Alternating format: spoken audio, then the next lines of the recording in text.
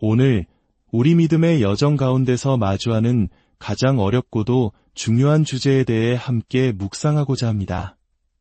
바로 우리 영혼을 뒤흔드는 유혹과의 싸움, 그 중심에 있는 성적인 죄의 문제입니다. 이 묵상의 시간이 시작되기 전 잠시 여러분의 손길을 부탁드립니다.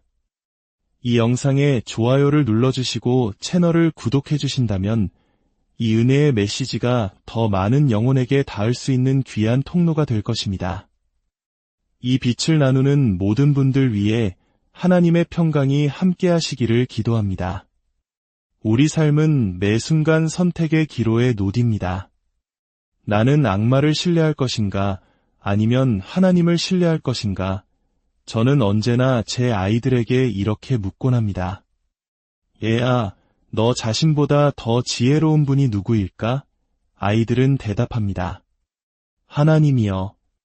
그럼 너 자신보다 너를 더 사랑하시는 분은 누구일까? 하나님이시죠. 그렇습니다. 우리보다 지혜로우시고 우리 자신보다 우리를 더 사랑하시는 분, 그분이야말로 우리가 마땅히 따르고 귀 기울여야 할 유일한 분입니다.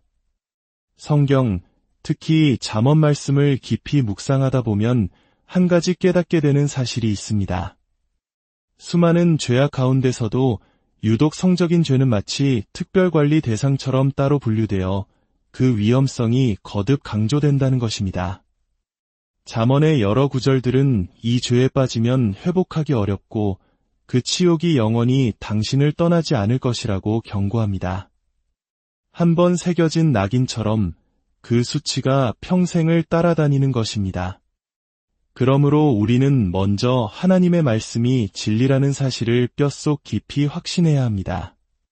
성적인 죄는 단순한 실수가 아닙니다. 그것은 치명적인 독입니다. 당신의 영혼을 병들게 하고 당신의 정신을 파괴하며 당신의 육체를 무너뜨릴 것입니다. 그뿐만이 아닙니다. 그 영향력은 당신 자신에게서 그치지 않고 당신 주변의 모든 사람에게로 퍼져나가 모든 것을 망가뜨릴 것입니다. 이것은 죽음입니다. 다시 한번 강조합니다. 이것은 죽음입니다. 당신을 죽음으로 이끄는 길이며 세상 그 어떤 마약보다도 강력한 중독성을 지닌 파멸의 덫입니다. 상상할 수 있는 그 어떤 약물보다도 더 깊이 당신을 올가맬 것입니다. 오래전 두 남자가 대화를 나누고 있었습니다. 그때 한 남자의 10대 아들이 다가와 말했습니다. 아빠, 캠프장에서 저쪽 여자애랑 같이 강가 좀 걷고 올게요. 아버지는 단호하게 대답했습니다. 안 된다. 아들은 순순히 네, 아빠 하고는 돌아섰습니다. 그 모습을 본 다른 남자가 물었습니다. 뭐가 문제요? 당신 아들을 믿지 못하는 겁니까? 그러자 아들의 아버지가 이렇게 대답했습니다. 아니요, 나는 내 아들을 믿지 못하는 게 아니요. 나는 내 아들의 아비를 믿지 못하는 거요. 그렇습니다. 저 또한 제 자신을 알기에 제 아들 에반에게 많은 짐을 지웁니다. 저는 절대로 혼자 여행하지 않습니다. 그래서 제 아들이 보통 저와 동행합니다. 저는 그저 혼자 있는 상황을 만들지 않는 것입니다. 제 나이가 60에 가깝습니다. 이 나이에 저도 혼자 있기를 피하는데 어찌 혈기왕성한 16, 17살 아들을 유혹 앞에 홀로 내버려 둘 수 있겠습니까? 이것은 그만큼 치명적인 문제입니다. 사랑하는 젊은이 여러분, 오늘 이 시간 유혹에 관한 한 가지 중요한 진리를 마음 깊이 새기시길 바랍니다. 야고보서는 유혹의 과정을 설명하는 표준적인 본문으로 잘 알려져 있습니다. 욕심이 잉태하여 죄를 낳고 죄가 자라 사망을 낳는다는 그 유명한 구절 말입니다. 그런데 많은 사람들이 딱 거기까지만 읽고 멈춥니다. 왜 그러는지 이해할 수가 없습니다. 하나님께서는 유혹의 과정뿐만 아니라 그것을 이겨낼 방법까지도 바로 뒤이어 말씀하고 계시기 때문입니다. 내 사랑하는 형제들아 속지 말라. 온갖 좋은 은사와 온전한 선물이 다 위로부터 빛들의 아버지께로부터 내려오나니 그는 변함도 없으시고 회전하는 그림자도 없으시니라. 어떻게 하면 부도덕한 유혹을 이겨낼 힘을 기를 수 있냐고 묻는 이들에게 저는 이렇게 답합니다. 당신의 아내와의 관계를 더욱 깊게 하십시오. 아내를 당신 마음의 기쁨으로 삼으십시오. 그러면 이런 문제로 겪는 어려움이 현저히 줄어들 것입니다. 젊은이들은 말합니다. 저 이미지가, 저 유혹이 저를 너무나 강력하게 부르고 있어요. 네, 그럴 수 있습니다. 하지만 그것이 무엇입지 그 본질을 보십시오. 그것은 뒤틀리고 왜곡된 가짜, 값싼 모조품일 뿐입니다. 디지털로 만들어진 허상이며 종이 위에 인쇄된 거짓입니다. 그것은 병든 것입니다. 당신은 지금 무엇과 무엇을 맞바꾸려 하십니까? 악마는 말합니다. 자, 여기 멋진 것이 있다. 이것을 갖지 않으면 넌 아무것도 없는 거야. 이것은 새빨간 거짓말입니다. 당신의 대답은 이것이어야 합니다. 나는 그것을 받지 않겠다. 왜냐하면 하나님께서 나를 위해 예비하신 진짜가 있기 때문이다. 그 둘의 유일한 차이점은 나는 기다려야 한다는 것뿐이다. 저는 제 아들들이 어릴 때부터 이렇게 가르쳤습니다. 이제 막 5살 된 아이들에게 묻습니다. 너 미래의 아내를 위해 기도하고 있니? 아이들은 어리둥절한 표정으로 되묻습니다. 네. 얘야, 내가 지금 7살이라면 내 아내가 될 아이도 아마 이 세상 어딘가에 태어나 있을 거란다. 지금 세상 어딘가에서 살아가고 있겠지. 너는 그녀를 위해 기도하고 있니? 그녀의 아버지가 좋은 아버지가 되게 해달라고, 악한 자들로부터 그녀가 보호받게 해달라고 말이야. 너는 지금부터 그녀의 남편처럼 행동해야 한단다. 저는 아직 결혼하지 않았으니까 괜찮아요. 라고 말하는 젊은이들이 있습니다. 아닙니다. 절대 그렇지 않습니다. 세상 어딘가에 당신을 기다리는 한 사람이 있습니다. 당신은 하나님을 위해, 그리고 그녀를 위해 당신 자신을 순결하게 지켜야 합니다. 비록 그녀를 20년 후에나 만나게 될지라도 당신은 이미 결혼한 사람처럼 행동해야 합니다. 그녀를 위해 중보기도 하고 그녀의 보호를 위해 기도하며 그 틈을 막아서는 파수꾼이 되어야 합니다. 그것이 진정한 남자가 하는 일입니다.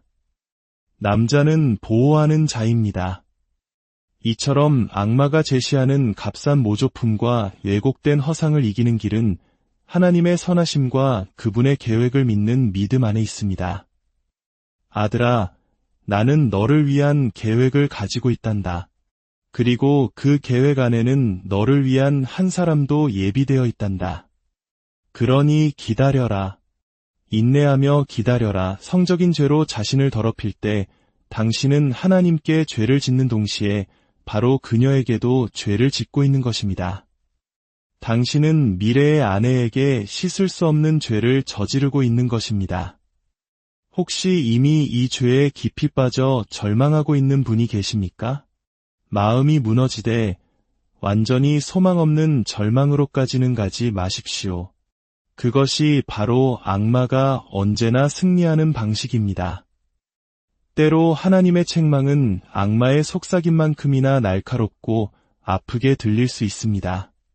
그렇다면 그 둘의 차이는 무엇일까요?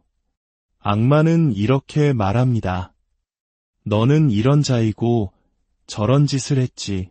그러니 이제 하나님에게서 도망쳐. 그분은 너를 원하지 않아. 너는 더럽고 망가졌고 버림받았어. 그러나 하나님은 어떻게 말씀하실까요? 그분의 책망은 악마의 것보다 더 아플 수 있지만 그 끝은 언제나 이렇게 맺어집니다. 이제 내게로 돌아오라. 나의 자비는 아침마다 새롭다. 내게로 돌아오너라. 데살로니가전서 1장 9절은 우리가 우상으로부터 어떻게 돌아서는지를 보여줍니다. 성경은 우상들을 버리고 하나님께로 돌아왔다고 말하지 않고 하나님께로 돌아와 우상들을 버렸다고 말합니다. 이 순서는 매우 중요합니다. 데살로니가 사람들은 우상을 섬기며 그들의 이교 문화 속에서 만족하며 살고 있었습니다. 그들은 자신들의 삶에 아무런 불만이 없었습니다. 무엇이 그들을 불만족스럽게 만들었을까요? 바로 그리스도에 대한 복음을 들었을 때입니다. 그리스도라는 참된 빛을 보고 나서야 비로소 자신들이 행하던 것들이 얼마나 추악한 어둠이었는지를 깨닫게 된 것입니다. 그러므로 우리는 그저 죄에서 돌아서라고 외치기만 해서는 안 됩니다. 그것은 또 다른 자기의에 빠진 바리새인을 만들 뿐입니다. 우리는 외쳐야 합니다. 그분을 보라. 예수 그리스도를 보라. 당신이 그분의 아름다움을 보게 될 때 세상의 더러운 것들은 저절로 추하게 보일 것입니다. 이 자리에 계신 아버지들께 간곡히 부탁드립니다.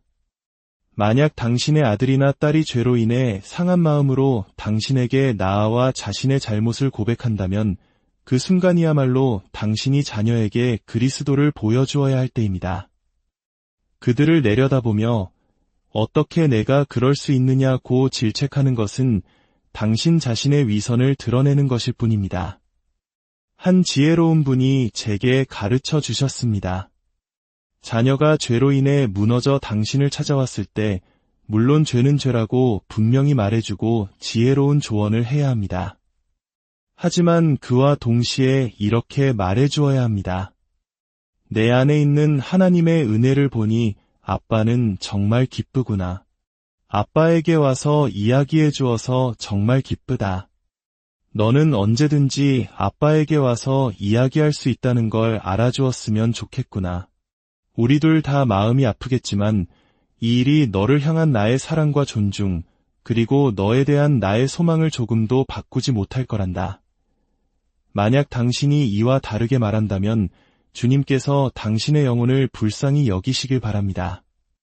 당신은 정말 예수님께서 당신을 대하시는 방식 그대로 당신 자녀를 대하고 있습니까?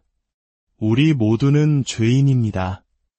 우리 중 많은 이들은 10대 시절에 그리스도인이 되지 못했고 끔찍한 일들을 저질렀습니다. 그러니 당신의 자녀가 성령의 책망으로 이미 고통스러워하고 있을 때 그 위에 비난의 짐을 더 얹지 마십시오. 그들에게 필요한 것은 다가가서 이렇게 말해주는 아버지입니다. 나에게 와 주어서 정말 고맙다. 내가 얼마나 용기 냈는지 아빠는 너를 존경한단다. 우리 이 문제를 함께 해결해 나가자. 마지막으로 한 가지만 더 말씀드립니다. 아버지 여러분, 당신의 아들들은 당신을 필요로 합니다. 당신의 딸들은 당신을 더욱더 필요로 합니다. 제 딸들은 아들들보다 저를 훨씬 더 필요로 합니다. 만약 이 사실을 깨닫지 못한다면 당신은 큰 어려움에 처하게 될 것입니다. 당신의 딸들은 아버지의 남성적인 사랑과 우정, 그리고 보호를 간절히 원합니다. 만약 아버지가 그 사랑을 주지 않는다면 딸들은 다른 곳에서 그것을 찾으려 할 것이며 종종 그것은 매우 위험한 길이 될 것입니다. 나는 알파와 오메가여, 시작과 마지막이라. 이제도 있고 전에도 있었고 장차 올 자여 전능한 자라. 이것들을 증언하신 이가 이르시되 내가 진실로 속히 오리라 하시거늘. 아멘. 주 예수여, 오시옵소서. 주 예수 그리스도의 은혜가 이 말씀을 듣는 모든 분들과 함께하기를 간절히 기도합니다.